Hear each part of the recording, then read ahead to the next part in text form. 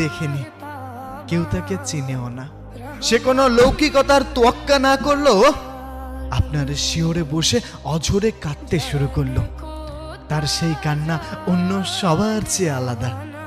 তাতে ছিল এক গভীর হারানো যন্ত্রণা, যা কেবল আত্মার কাছ থেকে মানুষের অনুভব করতে পারে। চারপাশটা একটা গুঞ্জন শুরু হলো। এই মেয়েটি কে? কে? আগে তো কখনো কোনো দিন কেউ দেখেনি। মানুষের অবাক করা চাহনি তাকে একটুও ঢলাতে পারল না। সে যেন পৃথিবীর সব ভুলে গিয়ে কেবল আপনার নিথর মুখটার দিকে তাকিয়ে রইল।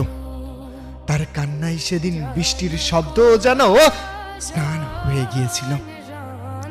আপনার উপর থেকে সব দেখছিলেন। আপনার সবচেয়ে প্রিয় মানুষটির এই রূপ দেখে আপনার বুকটা ফেটে যাচ্ছে। চিৎকার করে কান্না করতে মন চাচ্ছে। আপনি ডাকছেন, তার কাছে যাচ্ছেন, তাকে স্পর্শ করছেন। আপনি তার মুখের কাছে গিয়ে দাঁড়ালেন, তার মাথায় হাত রাখতে চাইলেন, কিন্তু আপনার হাতটা শূন্যতায় মিলিয়ে গেল।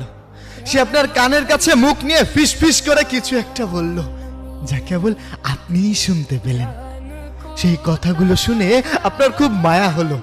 মনে হলো, ইস, যদি আর একটিবারের সুযোগ পাওয়া যেত, তবে সব ছেড়ে সবটুকু চোখের জল মুছে দিতাম।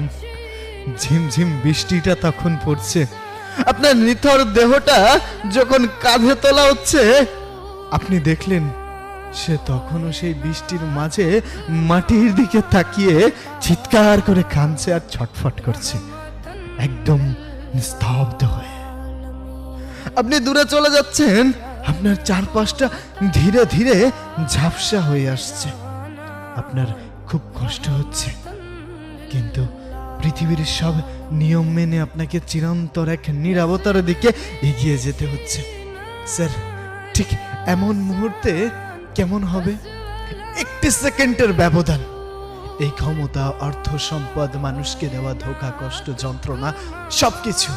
স্যার, শেষে একটা প্রশ্ন রাখতে চাই। পৃথিবীতে মানুষকে দেওয়া মানুষের কষ্টের জন্য কি আর কখনো কোনো দিন ক্ষমা পাওয়ার সুযোগ পাবে? তার প্রতি করা অবিচারের জন্য তার কাছে ক্ষমা চাওয়ার সুযোগ কখনো কি পাবে? কখনো কি কোনো দিন সেই সুযোগ হবে?